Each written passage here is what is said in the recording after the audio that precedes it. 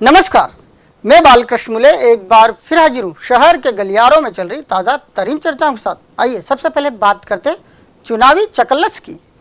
चुनावी साल है और अब कौन कहां से चुनाव मैदान में उतरेगा, इस बात की चर्चाएं भी जमकर की जा रही है। हर दिन शहर के गलियारों में टिकट बंटवारे से जुड़े ऐसे गणित बाजार में पहुंच रहे हैं कि जिसकी चर्चा करना अब हमारी भी मजबूरी हो चली है। अब तक भले ही लखन की अयोध्या को उनकी अर्धांगिनी यानी मालिनी गौड़ के हाथों में सुरक्षित समझा जाता था, लेकिन अब एक बार फिर अयोध्या राम भक्त मंत्री को सौंपने की चर्चाएं चल पड़ी है। कहा जा रहा है कि कैलाश विजयवर्गीय को यहां से उतार दिया जाए तो मंत्री पूरे मालवांचल के लिए फ्री हो जाएंगे और 50 सीटों पर विजय पताका फहराएंगे 100 अलग।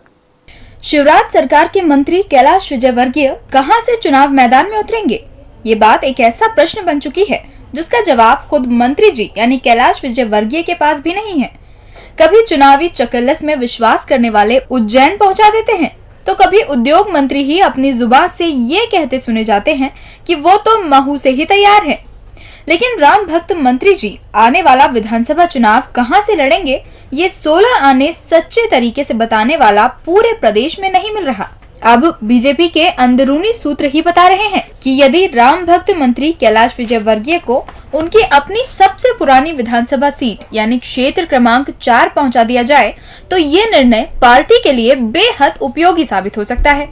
विधानसभा क्षेत्र क्रमांक 4 से एक बार विजयवर्गीय चुनाव जीतकर अपनी करामाती छवि का मुजाहिरा पेश कर चुके हैं। यदि कैलाश विजयवर्गीय को यहां से मैदान में उतारा गया तो वो खुद तो अपनी जीत के प्रति निश्चिंत होंगे ही, आसपास की विधानसभा सीटों को भी जमकर प्रभावित करेंगे। वैसे इस जमावट में लगे नेताओं ने संगठन के बड़ों को ये भी जता दिया है कि यदि कैलाश फिर 4 में आए तो मान लो मालवा अंचल की पूरी 50 सीटों पर फिर जीत का बिगुल बज सकता है। अब इस तरह की नई चर्चा कर सारे नेताओं के साथ साथ कार्यकर्ता भी कान लगाए बैठे हैं। वे कह रहे हैं माहौल में कुछ बदलाव तो है, लेकिन समझ नहीं आ रहा कि 4 में ऊंट किस करवट बैठेगा। अब इसी चर्चा के बीच ये भी तय है कि 4 के फंडे में मंत्री समर्थक पूर्ण अर्धशतक का भरोसा दिला रहे हैं। कह रहे हैं चर्चा नहीं, इसमें पूरा दम भी है। विकास की राजनीति करना लगता है एक नंबरी विधायक सुदर्शन गुप्ता यानी भगत सिंह को कुछ महंगी पड़ती दिखाई दे रही है। सुदर्शन ने एन चुनाव के पहले खुद के नेतृत्व में अपनी पार्टी के असंतुष्टों के साथ साथ कई कांग्रेसियों को तक एक जाजम पर बैठा लिया था।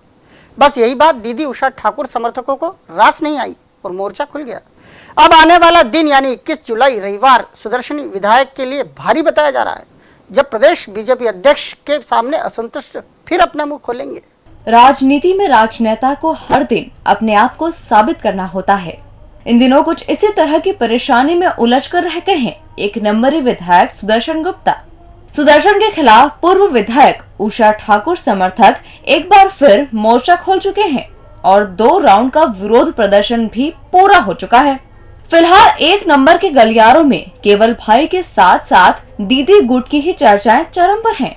राज मोहल्ला से लेकर मरी माताई ठिये तक हर पल नई नई खबरों का बाजार गर्म है। जैसा दिमाग वैसी चर्चाएं की जा रही है। कोई भाजपा ये कहते सुना जाता है कि ये सब दीदी को फिर से टिकट दिलवाने के लिए की जा रही प्रेशर पॉलिटिक्स है, तो कोई ये कहकर मामले को हल्का करार देने की कोशिश कर रहा है कि भाई सुदर्शन को समन्वय के साथ शुरू की गई विकास की राजनीति भारी पड़ रही है। वे सभी की निगाहें उस सम्मेलन पर आकर टिक गई हैं, जो 21 जुलाई को एक नंबर के गलियार में रखा गया है। इस सम्मेलन में प्रदेश भाजपा के मुखिया यानी नरेंद्र सिंह तोमर हिस्सा लेंगे। सुदर्शन को तोमर गुट का विधायक कहा जाता है। एक नंबर गलियारों में ही पहले से ये सुरसुरी चल रही है कि विधायक जी को ही फिर से चुनाव मैदान में उतरने के लिए हरी झंडी मिल चुकी है। ऐसे में असंतुष्ट भाजपाई परेशान हो उठे हैं। पूरे मामले में ढेर सारी बातें क्लियर हो चुकी है और उन नेताओं के नाम भी राजधानी तक पहुंचा दिए गए हैं, जिनके घरों से सुदर्शन ने विरोध को अंजाम दिया जा रहा है।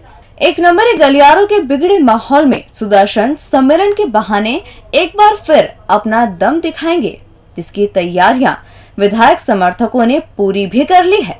चुनाव नजदीक आ चुके हैं और कांग्रेस जल्द ही अपने उम्मीदवारों के नामों की पहली सूची भी जारी कर देगी, लेकिन कांग्रेस के कुछ बड़े नेता है कि लड़ू कि नहीं लड़ू के बीच उलझ कर रह गए हैं। सुबह शाम फोन ठोक ये पूछ रहे क्या करूं, लेकिन इन्हें कहीं से भी ये कहने वाला नहीं मिल रहा है कि दादा लड़ लो। देखा जाए तो अब विधानसभा चुनाव पूरी तरह से सिर पर आ चुके हैं और कुछ नेताओं को अब तक ये समझ नहीं आ रहा है कि वो इस चुनावी समर में कूदे या फिर नहीं। इसलिए इन दिनों हर नेता छटपटाहट भरे दौर से गुजर रहा है। कुछ नेता तो अपने पत्ते खोल खुद ही खुले में आ चुके हैं।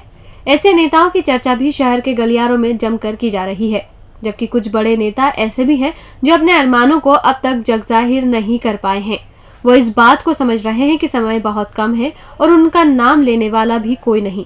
ऐसे में अब वो खुद ही एक बार सभी से पूछ लेना चाहते हैं, लड़ूं कि नहीं लड़ूं।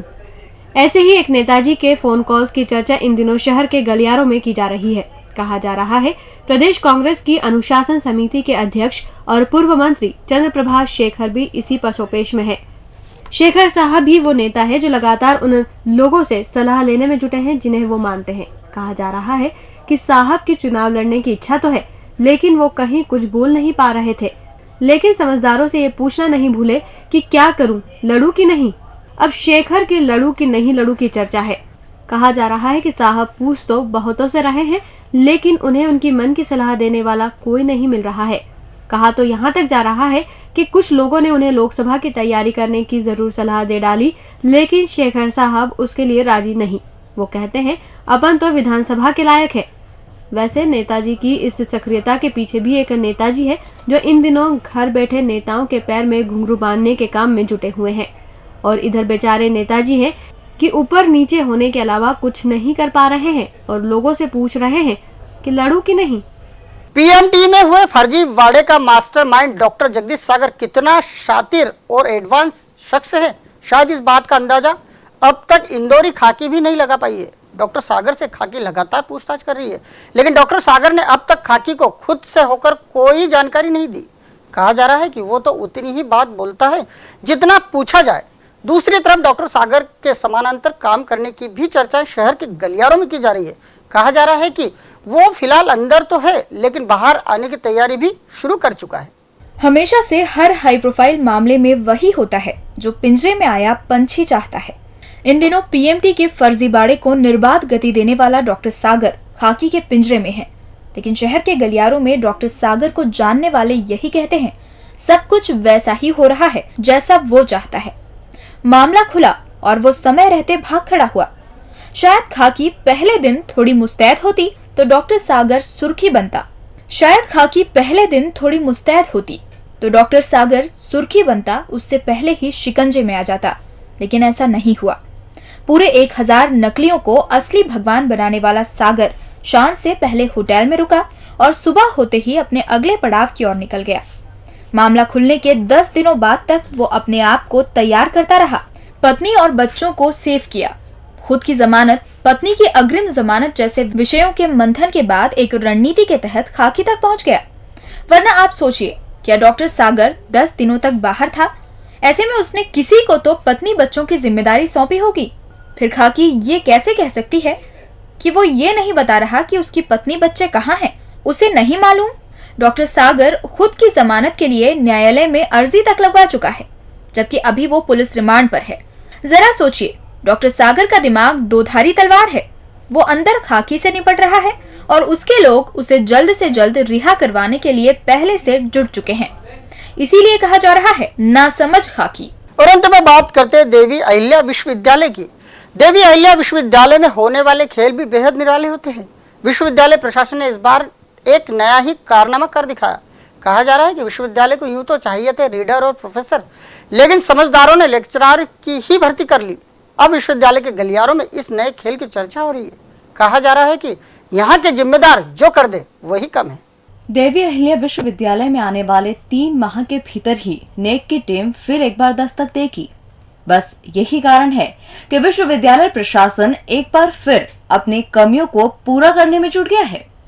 इसी कड़ी में विश्वविद्यालय प्रशासन ने एक ऐसा खेल दिखा दिया है जो अब विश्वविद्यालय परिसर के गलियारों में चर्चा का विषय बन गया है।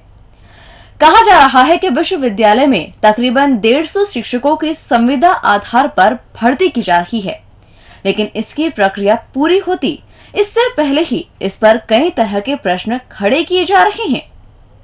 सबसे खास बात तो यह है कि विश्वविद्यालय को प्रोफेसर और रीडर की आवश्यकता है, जबकि भर्ती प्रक्रिया लेक्चरार की कर ली गई है। अभी लेक्चरार की अलग अलग विभागों में तैनाती की जा रही है। इसमें IMS और IIPS सहित कई विभाग भी शामिल हैं। कहा जा रहा है कि विश्वविद्यालय प्रशासन ने ये सारी कवायद उस नेक की टीम के डर से पूरी की है जो आने वाले माह में दौरे पर आएगी।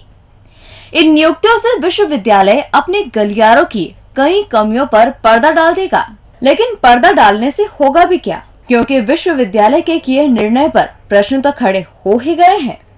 डीजी न्यूज के खास कार्यक्रम गलियारों से को आप यूट्यूब पर भी देख सकते हैं। गलियारों से के आज के अंक में फिलहाल इतना ही। ताजा खबरों के लिए आप देखते रहिए डीजी न्यूज।